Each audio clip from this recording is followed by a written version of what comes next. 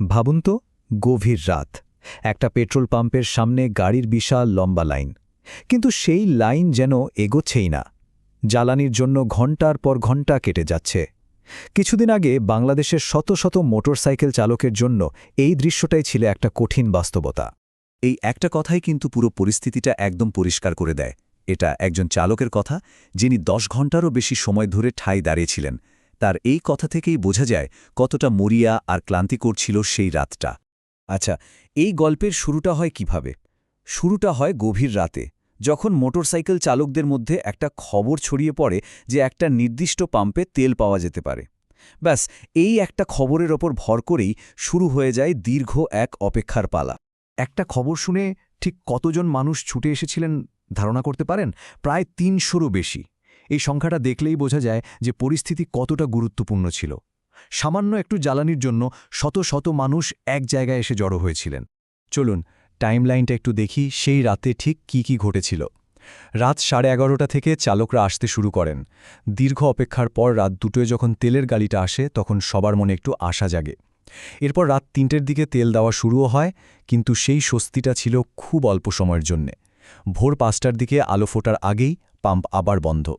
আর সকাল 9:30তেও শত শত মানুষ অসহায়ভাবে অপেক্ষা করছিলেন।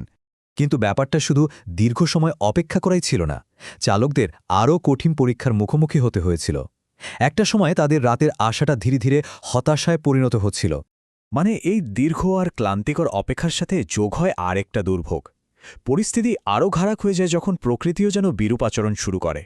এই কথাগুলো শুনলেই বোঝা যায় সেই রাতের শারীরিক কষ্টটা ঠিক কোন পর্যায়ে ছিল। চালকরা শুধু অপেক্ষাই করেননি, তাদের প্রকৃতির বিরুদ্ধেও একটা লড়াই করতে হয়েছে। বারবার বৃষ্টিতে ভেজা আর শুকানোর এই চক্রটা তাদের ধৈর্যের চরম পরীক্ষা নিচ্ছিল। আর ঠিক এর মধ্যেই সবচেয়ে বড় ধাক্কাটা আসে। সামান্য কিছু সময় তেল দেওয়ার পর ভোরের দিকে পাম্প পুরোপুরি বন্ধ করে দেওয়া হয়। যাদের তেল পাওয়ার কথা ছিল, তাদের সব আশা যেন এক মুহূর্তেই শেষ হয়ে যায়। আসলে এই ঘটনাটা চালকদের জন্য শুধু একটা রাতের দুর্ভোগ ছিল না, এটা ছিল তাদের জীবন জীবিকার উপর সরাসরি একটা আঘাত। এই কথাটাই বুঝিয়ে দেয় যে জ্বালানি সংকট কিভাবে একটা পরিবারের বাস্তব সমস্যার সাথে জুড়ে যায়। এখানে শুধু একটা মোটরসাইকেল থেমে থাকেনি, থেমে গেছে একটা গোটা পরিবারের আয়ের উৎস। এই জ্বালানি সংকটের প্রভাব কিন্তু অনেক গভীর ছিল। চালকদের কাজ বন্ধ হয়ে গিয়েছিল, আয় থেমে গিয়েছিল, আর পরিবারের দায়িত্ব পালন করাটাও কঠিন হয়ে পড়েছিল।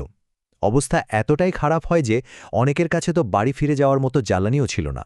এখন এই পুরো পরিস্থিতির সবচেয়ে দিলচস্প দিকটা হল, মানুষ যা সরাসরি অনুভব করছিল এবং সরকারিভাবে যা বলা হচ্ছিল, তার মধ্যে ছিল আকাশ-পাতাল তফাত। পরিস্থিতিটা ছিল একেবারে দুই রকম। একদিকে জ্বালানি মন্ত্রী বলছেন দেশে তেলের কোনো অভাব নেই, আর অন্যদিকে সাধারণ মানুষ পাম্পে পাম্পে ঘুরেও তেল পাচ্ছে না। এই দুই বাস্তবতার মধ্যে ফারাকটা ছিল দিনের আলোর মতো স্পষ্ট। তো রাত পেরিয়ে সকাল হল, কিন্তু সংকটের কোনো সমাধান আর হল না।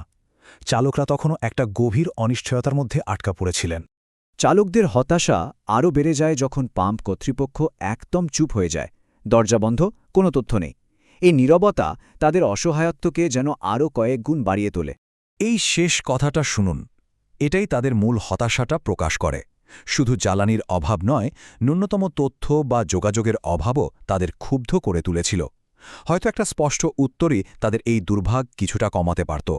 আজকের এই আলোচনাটা আমরা এই প্রশ্নটা দিয়েই শেষ করছি।